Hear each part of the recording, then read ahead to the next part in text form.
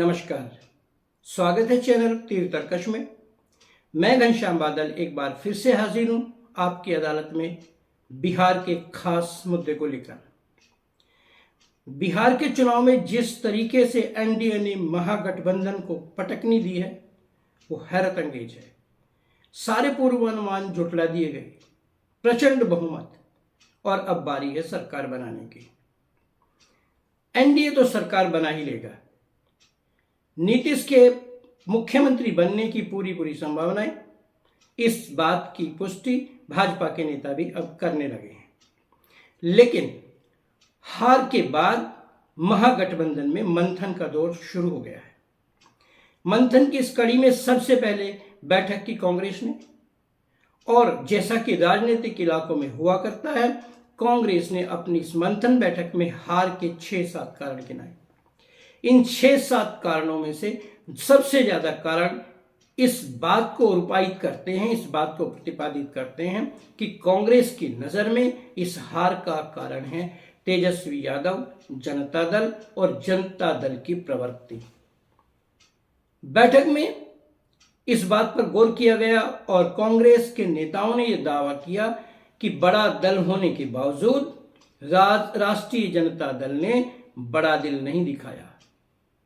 खुद 143 सीटें रखकर कांग्रेस को 61 सीटें दी, और ये सीटें भी ऐसी थी जिनमें जीत की संभावना न के बराबर थी।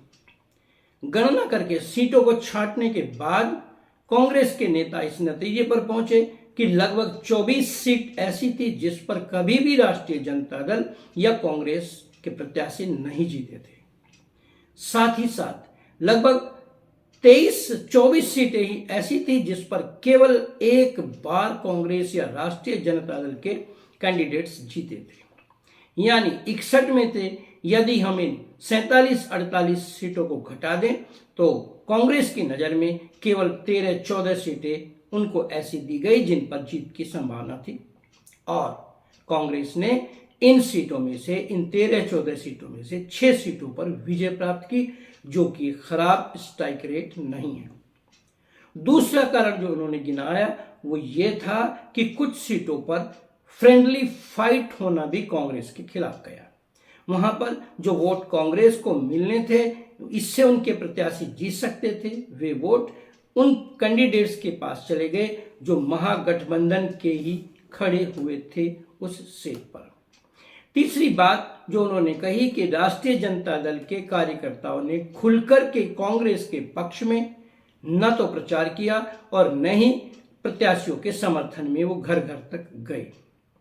यानी कह सकते हैं कि ये पूरा का पूरा हार का ठीकरा कांग्रेस तेजस्वी की पार्टी पर, लालू यादव की पार्टी पर फोड़ने की तैयारी कर चुकी है। एक और कारण कांग्रेस ने गिनाया है, और ये कारण है कि राष्ट्रीय जनता दल में खुद ही चुनाव के बीच में आपसी पारिवारिक फूट शुरू हो गई। तेज प्रताप यादव अलग हो गए, इसका भी नुकसान हुआ और जनता में एक गलत मैसेज गया।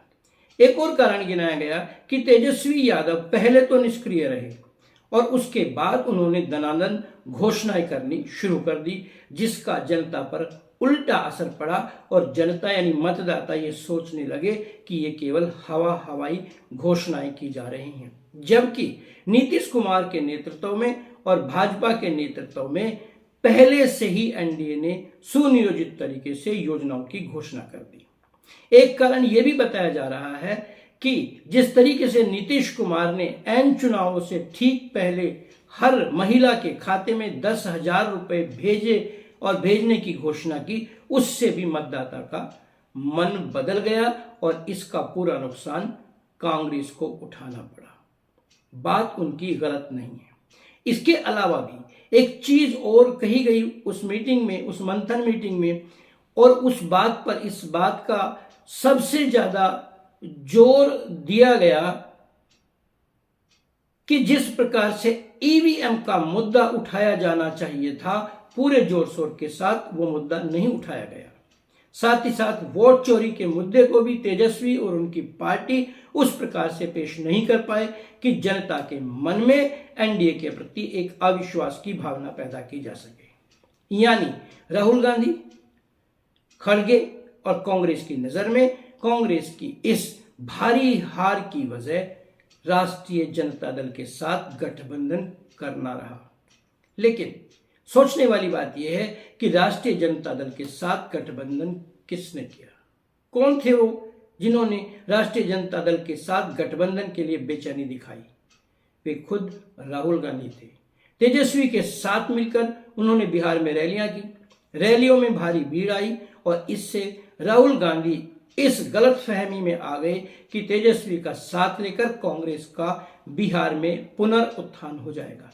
लेकिन एक बात को वे यहां पर नहीं कह रहे हैं और वो बात यह है कि कांग्रेस बिहार में अपने संगठन को न तो सक्रिय कर पा रही है और न ही ठीक तरीके से पुनर्जीवित उन्होंने किया।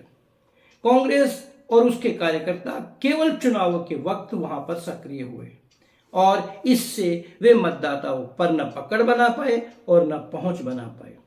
तो यदि कांग्रेस को फिर से राष्ट्रीय परिदृश्य पर उभर करके आना है तो उसे आत्ममंथन करना चाहिए।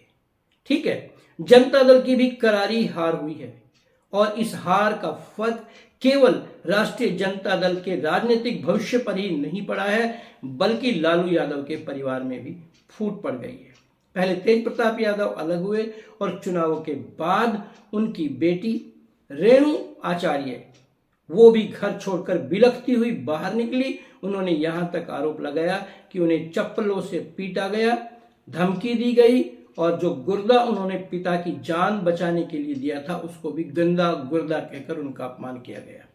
इसका दोष भी उन्होंने तेजस्वी के दो खास दोस्तों संजय यादव और रमीज पर मढ़ा। उन्होंने कहा कि ये दो लोग तेजस्वी को दिग्भ्रमित कर रहे हैं, गलत रास्ते पर ले जा रहे हैं और उनके कहने पर भी ये सब कुछ हुआ। ये सियासत है साहब। हार के बाद हाहाकार मचता है, जीत के बाद जय जयकार होता है। तो फिलहाल महागठबंधन में हाहाकार मचा हुआ है। सिर्फ फुटोबल होना ही है, चाहे मुकेश सहनी हो, तेजस्वी यादव हो, राहुल गांधी हो या उनके दूसरे सहयोगी हो, हार को हजम करना बड़ा मुश्किल है। हालांकि एक रैली की घोषणा भी कर दी गई है कि दिसंबर के महीने में एक बड़ी रैली करके मतदाताओं को संदेश दिया जाएगा कि उनका निर्णय सर माथों पर और हम एक बार फिर से तैयार होकर मतदाताओं की समस्याओं को हल करने के लिए कमर कसकर उनके सामने जाएंगे। साथ ही साथ उनके बीच बड़ी एकता अभी भी है। ऐसा ही हो तो अच्छा है लोकतंत्र के लिए। खैर 20 या 22 नवंबर तक नीतीश कुमार, जहां तक मुझे लगता है नीतीश कुमार बिहार के फिर से मुख्यमंत्री बन जाएंगे, वहां का मंत्रिमंडल बन जाएगा। इस बीच आप भी देखते रहिए, हम भी देखते रहेंगे क्या क्या रंग बदलता है बिहार, कैसे कैसे रंग और ढंग हमारे सामने आते हैं। फिलहाल इतना ही। आप भी छोड़िए कसमकश और देखते रहिए चैनल तीर तर्कश।